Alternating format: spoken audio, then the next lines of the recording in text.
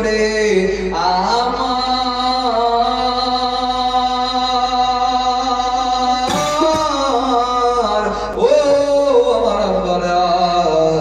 আজকে যুব সমাজটা নষ্ট হয়ে গেছে, আজকে যুব সমাজটা নষ্ট হয়ে গেছে।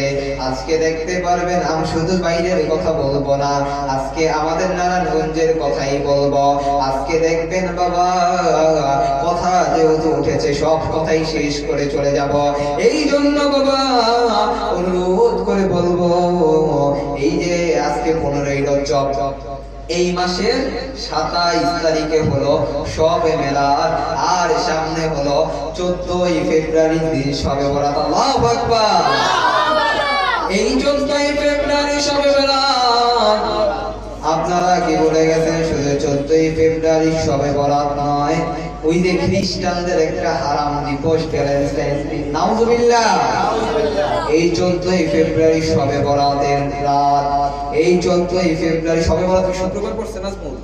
এই 14ই ফেব্রুয়ারি দিনটা শুক্রবার পড়েছে, শবে বরাত। আল্লাহু আকবার। হাজার বছরের নফল ইবাদতের সওয়াব এই 14ই ফেব্রুয়ারি রাতে কোন আল্লাহর বান্দা যদি করে তার আমল নামায় লিখবে, সুবহানাল্লাহ। কিন্তু এই 14ই ফেব্রুয়ারির মধ্যে হারাম একটা দিবস এসে পড়েছে। আপনারা বলেন, ও মুসলমান, এই 14ই ফেব্রুয়ারি শবে বরাত, এই 14ই ফেব্রুয়ারির দিন কোন ব্যক্তি যদি, কোন ভাই যদি, কোন বোন যদি তার মান ইজ্জত সম্মান নষ্ট করে, আল্লাহর দরবারে তাকে জবাবদিহি করতে হবে, কি হবে না? এই জন্য বাবা আমাদেরকে এই সমস্ত দিকগুলো উৎখাত করতে হবে। আপনি মুসলমান, আপনি কেন ভালোবাসা দিবস পালন করবেন? হ্যাঁ, ভালোবাসা দিবস পালন করতে পারেন, নিজের মা বাবাকে ভালোবাসবেন, নিজের ভাইকে ভালোবাসবেন, আমার নবীকে ভালোবাসবেন।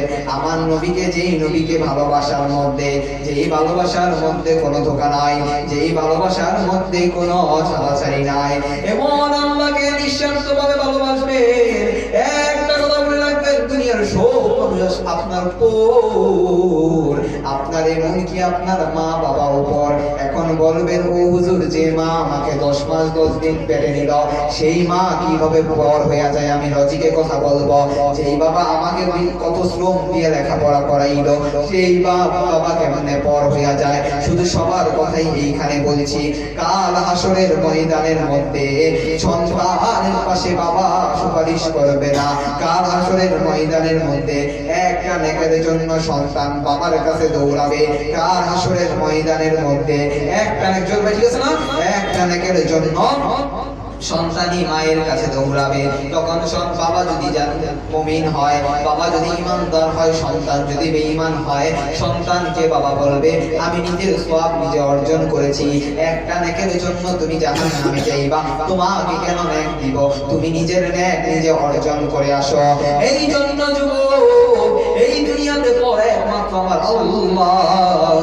আপনার সাথে আপনার বাবা কবরে যাবে না, আপনার সাথে আপনার মা কবরে যাবে না। এই জন্য যুবক, সমাজটা কেমন হইয়া গেছে শুনে নেন।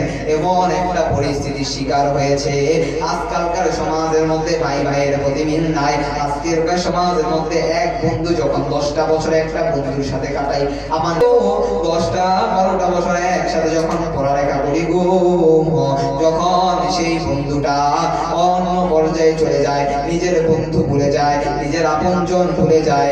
এই জন্য বাবা একজনের প্রতি দেওয়ানা হতে হবে, তিনি আমার আল্লাহ। যার দেওয়ানা হলে, যার পাগল হলে, যেই নবীর পাগল হলে, যেই খাদার পাগল হলে, আপনার ভেতর আমার আল্লাহ এমন একটা ইশক দিয়ে দিবে গো, যে ইশকতে আল্লাহ আপনাকে ওলি বানায় দিতে পারে, কি পারে না?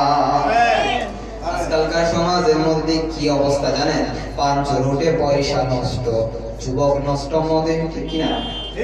শুধু মদ বলবো না, ভিডিও বলবো। আজকালকার সমাজের মধ্যে এগুলো হাই রে হাই। অনেকে লজিক দেয় কি জানেন? ওই বিড়ি খাওয়া হালাল, নাউজুবিল্লাহ।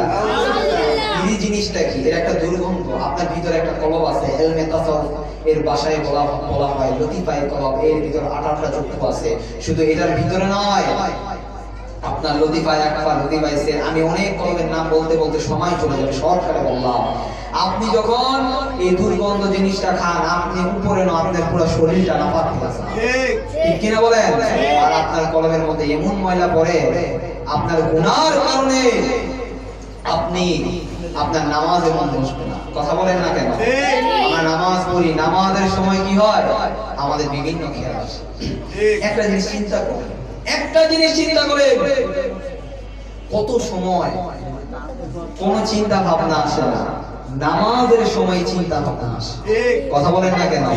এই কলবটা নষ্ট হয়ে যায়। এই জন্য